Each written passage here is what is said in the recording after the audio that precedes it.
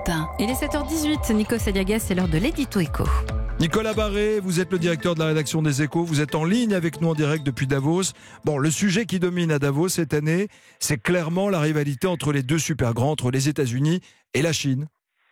Oui, c'est le match du 21e siècle, une rivalité extrême qui s'exprime brutalement ici à Davos. En effet, le secrétaire d'État américain Mike Pompeo, issu du Tea Party, la branche la plus conservatrice des républicains, n'a pas pris de gants pour qualifier le régime chinois, je cite, un État qui mène une politique intérieure totalitaire.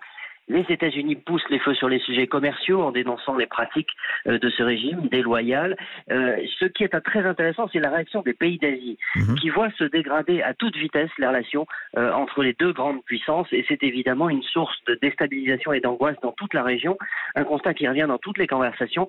L'idée, par exemple, qui ne fait pas bon aujourd'hui d'être un étudiant chinois aux États-Unis, il y en a plus de 300 000, car ils ont le sentiment que l'administration Trump les regarde tous comme des espions. Ça, on l'a lu depuis même plusieurs semaines dans la presse, mais elle s'exprime comment, cette rivalité ? Dans quel domaine, Nicolas ?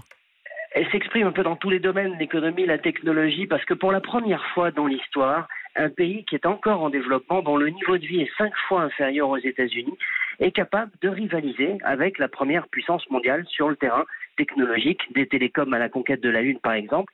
Pour la première fois aussi dans l'histoire, un pays en développement devient la première économie mondiale devant une économie développée. La Chine affirme à la face du monde son leadership économique et technologique. Et pour les États-Unis, c'est une perte de statut considérable, d'où les tensions entre les deux qui ne sont pas près de s'apaiser.